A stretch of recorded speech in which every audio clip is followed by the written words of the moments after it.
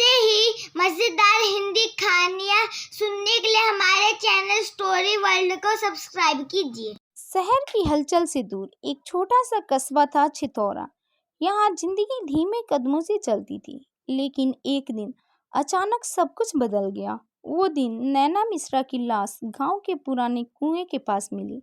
22 साल की वो लड़की, जिसने हाल ही में ग्रेजुएशन पूरा किया था, अब एक रहस्य बन चुकी थी। नैना एक साधारण लेकिन तेज दिमाग वाली लड़की थी। पिता नहीं थे, माँ सिलाई करती थी। नैना पढ़ने में तेज थी और चाहती थी कि एक दिन शहर जाकर नौकरी करे, अपनी माँ का नाम रोशन करे। लेकिन गांव के कुछ लोग नैना की आज़ादी से चिढ़ते थे। वो सवाल करती थी, हक मांगती थी, और यही उसकी सबसे बड़ी गुनाह बन गई। नैना दोपहर को लाइब्रेरी गई थी। आखिरी बार गांव की गली में उसे शाम 6 बजे देखा गया।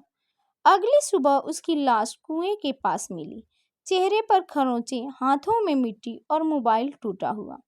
पुलिस ने पहले इसे आत्महत्या कहा। गांव के कुछ लोग बोले लड़की बिगड़ गई थी, प्यार में धोखा खाया होगा। लेकिन माँ जानती थी, नैना डरपोक नहीं थी, वो कभी हार नहीं मानती थी।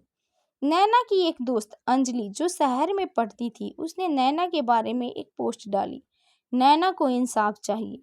पोस्ट वायरल हो गई। धीरे धीरे मीडिया, एनजीओ और सरकार की नज़र इस केस पर पड़ी। कुछ दिन बाद नैना का मोबाइल डाटा रिकवर हुआ। उसमें एक 17 सेकंड का ऑडियो था। आवाज़ कांप रही थी, अगर मुझे कुछ हो गया तो इसका जिम्मेदार राहुल और उसके दोस्त होंगे। मुझे ब्लैकमेल किया जा रहा है। राहुल गांव के सरपंच का बेटा, अमीर, घमंडी और सत्ता के नशे में चूर था। नैना ने उसकी छेड़खानी की शिकायत स्कूल में की थी, लेकिन मामला दबा दिया गया। अब पुलिस के पास सबूत था। जांच में सामने आया कि राहुल और उसके दोस्तों ने नैना की कुछ फोटोज मॉर्फ कर सोशल मीडिया पर वायरल करने की धमकी दी थी।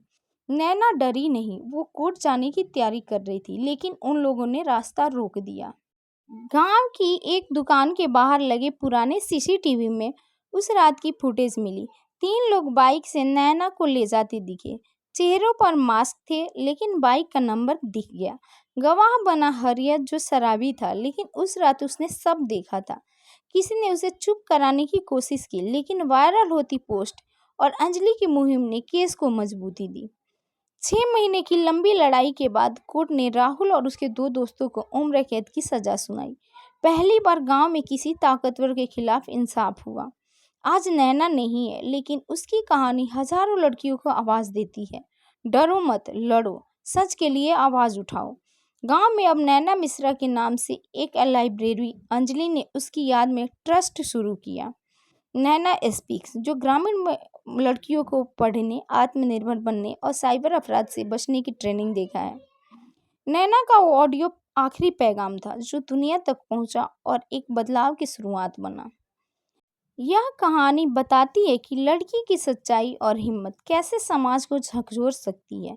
ये सिर्फ एक मौत की नहीं, एक आवाज़ की कहानी है, जो मरी नहीं बल्कि एक आंदोलन बन गई। ऐसे ही मजेदार हिंदी कहानियाँ सुनने के लिए हमारे चैनल स्टोरी वर्ल्ड को सब्सक्राइब कीजिए।